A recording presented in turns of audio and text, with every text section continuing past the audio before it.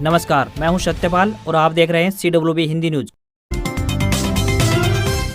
शक संवत 1946 विक्रम संवत 2081 आज ज्येष्ठ मास के शुक्ल पक्ष की तृतीया तिथि और दिन रविवार है। तदनुसार अंग्रेजी तारीख 9 जून सन 2024। इसके अलावा आज यानी रविवार को महाराणा प्रताप की जयंती भी है। सबसे पहले आज के मुख्य समाचार। हरियाणा विधानसभा चुनाव की तैयारियों में जुटी सैनी खट्टर की जोड़ी, टीम में शामिल होंगे नए चेहरे। हरियाणा में बीजेपी सांसद ने सीएम कुर्सी पर दावा ठोका, बोले दक्षिण हरियाणा के जरिए सत्तासीन होना है, इस बार बेटी को भी चुनाव लड़वाऊंगा। हिसार एयरपोर्ट से जल्द उड़ान भरेंगे हवाई जहाज, 10,000 फीट लंबा रनवे तैयार, 20 जून को उद्घाटन करेंगे सीएम सैनी। हरियाणा में डूबने की कगार पर जेजेपी का जहाज, सोनीपत से 2 बड़े नेताओं ने छोड़ी पार्टी। सीएम सैनी बोले हरियाणा में 50,000 सरकारी नौकरी देंगे। नए हरियाणा एसएससी चेयरमैन को शपथ दिलाई। सैनी ने कहा ग्रुप डी के पद भरेंगे। सरकारी कर्मचारी फिर बनेंगे भाजपा सरकार के लिए मुसीबत। ओपीएस यानी ओल्ड पेंशन स्कीम को लेकर सड़क पर उतरने का फैसला, 1 जुलाई से शुरू होगा आंदोलन। हरियाणा सरकार ने किसान एवं खेतीहर मजदूर जीवन सुरक्षा योजना से हटाई उम्र की बाधा, 5 लाख रुपए तक मिलती है आर्थिक सहायता। हरियाणा आईटीआई में शुरू हुए एडमिशन प्रक्रिया, 8वीं 10वीं और 12वीं पास ले सकते हैं दाखिला। हरियाणा में मुख्यमंत्री राहत कोष से इलाज के लिए आर्थिक सहायता मिलना हुआ आसान, अब 15 दिन के भीतर मिलेगा पैसा। हरियाणा पुलिस के भत्तों में हुई 2.5 गुना बढ़ोतरी, अब एएसआई से लेकर डीएसपी तक मिलेगा 10,000 रुपए वर्दी भत्ता। खुशखबरी, 1 जुलाई से सस्ता होगा रेल का सफर, 3 गुना तक घटेगा किराया। नीट में ग्रेस मार्क विवाद, जांच के लिए पैनल गठित, 1565 स्टूडेंट्स के अंकों की फिर से जांच होगी। एनटीए बोला 1 हफ्ते में रिपोर्ट आ जाएगी। रामोजी ग्रुप के चेयरमैन रामोजी राव का निधन, हैदराबाद के हॉस्पिटल में भर्ती थे। मोदी बोले उन्होंने पत्रकारिता व फिल्म की दुनिया पर अमिट छाप छोड़ी। और T20 वर्ल्ड कप में ऑस्ट्रेलिया ने बारबाडोस के किंगस्टन ओवल में डिफेंडिंग चैंपियन इंग्लैंड को 36 रन से हराया। और अब खबरें विस्तार से। राजस्थान की ओर से चल रही धूल भरी हवाओं ने हरियाणा के लोगों को काफी परेशान किया। आलम यह है कि प्रदेश के कई जिलों में काफी नुकसान भी हुआ है। अब मौसम को लेकर मौसम विभाग ने ताजा अपडेट जारी किए हैं। भारत मौसम विज्ञान विभाग के अनुसार माने तो 9 जून से और गर्मी बढ़ सकती है। दरअसल विभाग ने तापमान बढ़ने की उम्मीद जताई है। दूसरी तरफ 20 जून के आसपास प्री मानसून की बारिश शुरू हो सकती है। वैसे अनुमान है कि इस बार सामान्य से ज्यादा बारिश होगी। संभावित है कि 28 जून से लेकर 3 जुलाई के बीच मानसून की वर्षा शुरू हो सकती है। इस साल सामान्य से अधिक वर्षा होने की उम्मीद मौसम विभाग की तरफ से जारी की गई है। सैनिक स्कूल झुंझुनू राजस्थान में पोस्ट ग्रेजुएट टीचर यानी PGT, medical officer, nursing sister सहित विभिन्न पदों पर भर्ती निकली है। उम्मीदवार वेबसाइट ssjhunjhunu.com पर जाकर आवेदन कर सकते हैं। पद के अनुसार आयु सीमा 21 साल से लेकर 50 साल तय की गई है। वहीं एजुकेशनल क्वालिफिकेशन की बात करें तो पद के अनुसार मान्यता प्राप्त स्कूल से 12वीं पास, master degree, BEd, PG, BA, BTech, MBBS व नर्सिंग डिप्लोमा या डिग्री होनी चाहिए। लोकसभा चुनाव समाप्त होते ही हरियाणा में सत्तासीन भारतीय जनता पार्टी यानी बीजेपी आगामी विधानसभा चुनाव की तैयारियों में जुट गई है। शुक्रवार को सीएम नायब सिंह सैनी ने पूर्व मुख्यमंत्री एवं करनाल से सांसद निर्वाचित हुए मनोहर लाल खट्टर समेत 5 सांसदों के साथ नई दिल्ली में आयोजित एनडीए की बैठक में भागीदारी की। सीएम सैनी जल्दी अपनी टीम में नए चेहरों को शामिल करने जा रहे हैं। लोकसभा चुनाव में पार्टी के लिए मेहनत करने वाले निष्ठावान नेताओं और कार्यकर्ताओं को चिन्हित कर संगठन में महत्वपूर्ण पद दिलाने तथा सरकार में उचित प्रतिनिधित्व प्रदान कराने की योजना बनाई गई है। हरियाणा में लोकसभा चुनाव में 5 सीटों पर जीत दर्ज करने वाली भारतीय जनता पार्टी यानी बीजेपी में अक्टूबर में होने वाले विधानसभा चुनाव से पहले मुख्यमंत्री पद को लेकर दावेदारी शुरू हो गई है। बीजेपी की टिकट पर गुरुग्राम लोकसभा सीट से निर्वाचित हुए राव इंद्रजीत सिंह ने मुख्यमंत्री पद को लेकर एक तरह से अपना दावा ठोका है। गुरुग्राम सीट से जीत के बाद बुलाई गई धन्यवादी बैठक में राव इंद्रजीत सिंह ने समर्थकों को संबोधित करते हुए कहा कि आगामी विधानसभा चुनाव की हमें भरपूर तैयारी करनी है तथा रूठे हुए कार्यकर्ताओं को मनाकर भी वापस लाना है। दक्षिण हरियाणा के जरिए हमें सत्तासीन होना है और हमें संगठित होकर मजबूती से चुनाव लड़ना है। हो सकता है विधानसभा चुनाव समय से पहले ही हो जाएं। बता दें कि दक्षिण हरियाणा की 14 सीटों में से 11 सीटें यादव बाहुल्य हैं और राव इंद्रजीत सिंह का इन सीटों पर खासा प्रभाव भी रहता है। इस बार भी दक्षिण हरियाणा की दोनों सीटें यानी भिवानी महेंद्रगढ़ और गुरुग्राम सीट बीजेपी के खाते में गई है। तो वहीं 2014 में कांग्रेस का दामन छोड़कर बीजेपी में आस्था व्यक्त करने वाले राव इंद्रजीत सिंह कई बार मुख्यमंत्री पद को लेकर अपनी मंशा जाहिर कर चुके हैं, लेकिन उनकी इच्छा अभी तक पूरी नहीं हो पाई है।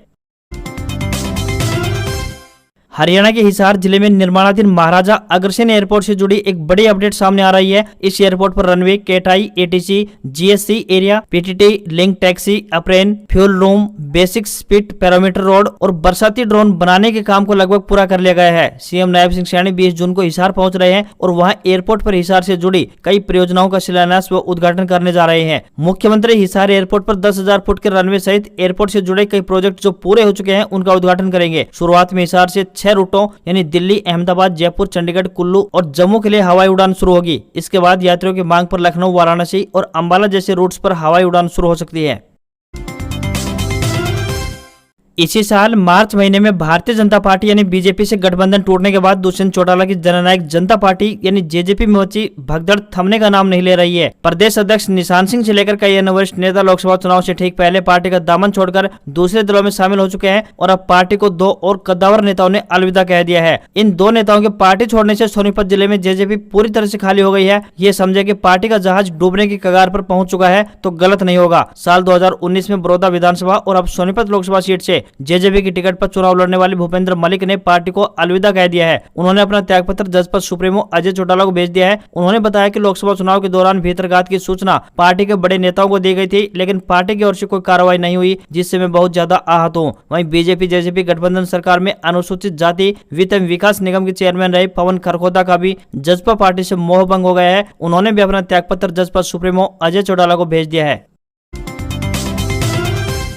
हरियाणा की नायब सैनी सरकार ने एक बड़ा फैसला लेते हुए किसानों और खेतिहर मजदूरों को राहत प्रदान की है। सरकार ने इनसे जुड़े मुख्यमंत्री किसान एवं खेतिहर मजदूर जीवन सुरक्षा योजना में आयु सीमा की बाधा को खत्म कर दिया है। इस फैसले के बाद अब 10 साल से कम उम्र के बच्चे और 65 साल से ज्यादा उम्र के लोगों को भी इस योजना का लाभ मिल सकेगा। बता दें कि हरियाणा सरकार की इस योजना के तहत किसानों, खेतिहर मजदूरों, मार्केट यार्ड में काम करने वाले मजदूरों को कृषि मशीनरी पर कार्य करने के दौरान मृत्यु या फिर अंग हानि होने पर 37,500 रुपए से लेकर 5 लाख रुपए तक की वित्तीय सहायता प्रदान की जाती रही है।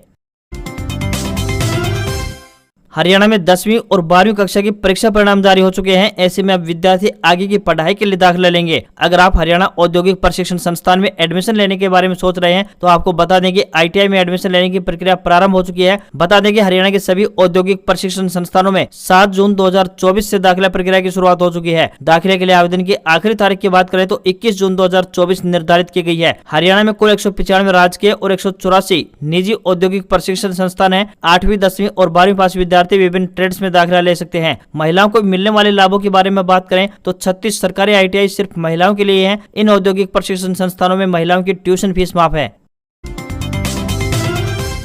हरियाणा में इलाज के लिए मुख्यमंत्री राहत कोष से मिलने वाली आर्थिक सहायता की प्रक्रिया को अब और अधिक आसान बना दिया गया है। अब जरूरतमंदों को मात्र 15 दिनों में राशि मिल सकेगी। गुरुग्राम के उपायुक्त निशांत कुमार यादव ने बताया कि प्रदेश सरकार ने लोगों को बेहतरीन स्वास्थ्य सेवाएं उपलब्ध करवाने की दिशा में इस प्रक्रिया को सरल पोर्टल पर उपलब्ध करवा दिया है। उन्होंने बताया कि अब आर्थिक सहायता के लिए आवेदक सरल पोर्टल के माध्यम से सुविधा का लाभ प्राप्त कर सकते हैं। मुख्यमंत्री राहत कोष से मिलने वाली आर्थिक सहायता राशि अब सीधे आवेदक या लाभार्थी के खाते में जमा कर दी जाएगी। यदि कोई बीमारी आयुष्मान भारत जन आरोग्य योजना में कवर नहीं हो पा रही है तो आयुष्मान योजना के लाभार्थियों को भी इस योजना के तहत लाभ मिल सकेगा। हरियाणा में पुलिस विभाग में काम कर रहे विभिन्न पुलिस कर्मियों के लिए एक बड़ी खुशखबरी है। आपको बता दें कि पुलिस विभाग के भत्तों में 2.5 गुना बढ़ोतरी कर दी गई है। बता दें कि डीएसपी, इंस्पेक्टर, एसआई व एएसआई को 10,000 रुपए वर्दी भत्ता तथा कांस्टेबल व हेड कांस्टेबल को 7,500 रुपए वर्दी भत्ते के रूप में मिलेंगे। वहीं इंस्पेक्टर, एसआई व एएसआई को 1,000 रुपए वाहन भत्ता मिलेगा व कांस्टेबल व हेड कांस्टेबल को 720 रुपए वाहन भत्ते के रूप में दिए जाएंगे। मोबाइल रिचार्ज के लिए कांस्टेबल व हेड कांस्टेबल को 200 रुपए, एएसआई को 250, एसआई को 300 व इंस्पेक्टर को 400 रुपए मिलेंगे। ट्रेनिंग लेने वालों को बेसिक पे पर 20% अलाउंस मिलेगा। यह 1 मार्च से लागू होगा। ऐसे में पुलिस विभाग के भत्तों में 2.5 गुना वृद्धि होने से पुलिस कर्मियों को सीधा लाभ मिलेगा। भारतीय रेलवे से सफर करने वाले यात्रियों के लिए एक बड़ी खुशखबरी सामने आई है। दिल्ली सहित उत्तर रेलवे के अंतर्गत संचालित होने वाली 563 पैसेंजर ट्रेनों में आगामी 1 जुलाई से यात्रा करना सस्ता हो जाएगा। वर्तमान में इन ट्रेनों में न्यूनतम किराया 30 रुपए है, लेकिन 1 जुलाई से घटकर 10 रुपए हो जाएगा। बता दें कि पैसेंजर ट्रेनों में न्यूनतम किराया 10 रुपए ही लगता था। कोरोना काल में इन ट्रेनों का संचालन रोक दिया गया था और इसके बाद जब फिर से इन ट्रेनों को संचालित किया गया तो इन ट्रेनों के नंबर बदलकर स्पेशल ट्रेन की तरह संचालन किया गया और न्यूनतम किराया 10 रुपए की जगह 30 रुपए कर दिया गया था। हरियाणा में लोकसभा की 5 सीटें हारने के बाद भाजपा पूरी तरह से बैकफुट पर आ गई है। इसका सबसे बड़ा कारण कर्मचारी वर्ग की नाराजगी है। अब ये कर्मचारी विधानसभा चुनाव से पहले अपनी मांगों को मनवाने के लिए आंदोलन तेज करने जा रहे हैं। हरियाणा में अक्टूबर में विधानसभा चुनाव हो सकते हैं, इसलिए कर्मचारी सरकार पर दबाव बनाना चाहते हैं। इसी को देखते हुए प्रदेश में पेंशन आंदोलन फिर से तेज होने जा रहा है। पेंशन बहाली संघर्ष समिति 1 जुलाई से 10 अगस्त के बीच प्रदेश के सभी जिलों में ओपीएस यानी पुरानी पेंशन योजना सम्मेलन करेगी और जिले में पेंशन आक्रोश मार्च निकालेगी तथा 1 सितंबर को पंचकुला में रैली भी निकालेगी और चंडीगढ़ में मुख्यमंत्री आवास का घेराव करने जा रही है। पेंशन बहाली संघर्ष समिति हरियाणा का कहना है कि अभी सरकार के पास समय है और ओपीएस बहाल करके इस नाराजगी को दूर कर सकती है। जब तक पेंशन स्कीम बहाल नहीं होती है तब तक आंदोलन इसी तरह जारी रहेगा। हरियाणा स्टाफ सिलेक्शन कमीशन यानी HSSC को नया चेयरमैन मिल गया है। हरियाणा सरकार ने असिस्टेंट एडवोकेट जनरल हिम्मत सिंह को चेयरमैन बना दिया है। उनकी नियुक्ति की घोषणा लोकसभा चुनाव के दौरान ही कर दी गई थी। हालांकि तब चुनाव आचार संहिता की वजह से न तो इसकी अधिसूचना जारी हुई और न उन्हें शपथ दिलाई गई। अब शनिवार को उन्हें सीएम नायब सिंह सैनी ने चंडीगढ़ में शपथ दिला दी है। शपथ दिलाने के बाद मुख्यमंत्री नायब सिंह ने हरियाणा SSC के चेयरमैन को शपथ दिलाने के बाद दावा किया कि प्रदेश में विभिन्न श्रेणियों में 50,000 पदों के लिए भर्ती प्रक्रिया शुरू की जाएगी। इसके अलावा युवाओं को ग्रुप डी की नौकरियां भी दी जाएंगी।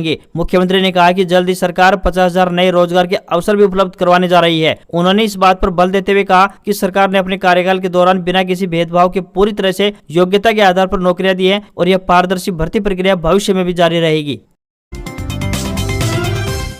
देश के विभिन्न क्षेत्रीय ग्रामीण बैंकों में ग्रुप ए और ग्रुप बी पदों पर भर्ती के लिए एक नोटिफिकेशन जारी हुआ है। इसके अंतर्गत ऑफिसर यानी स्केल 1, 2 और 3 वे ग्रुप बी के पदों जैसे कि ऑफिस असिस्टेंट पर भर्ती की जाएगी। आवेदन प्रक्रिया शुरू होने के बाद उम्मीदवार ऑफिशियल वेबसाइट ibps.in पर जाकर अप्लाई कर सकेंगे। इसमें मल्टीपर्पज ऑफिस असिस्टेंट यानी क्लर्क के 5,585 पद, ऑफिसर स्केल 1 के 3,499 पद, ट्रेनिंग मैनेजर स्केल 2 के 21 और ऑफिसर स्केल 3 के 129 पद शामिल है। आयु सीमा की बात करें तो पद के अनुसार अलग अलग 18 से लेकर 40 साल तय की गई है। तो वहीं एजुकेशनल क्वालिफिकेशन की बात करें तो बैचलर डिग्री निर्धारित की गई है।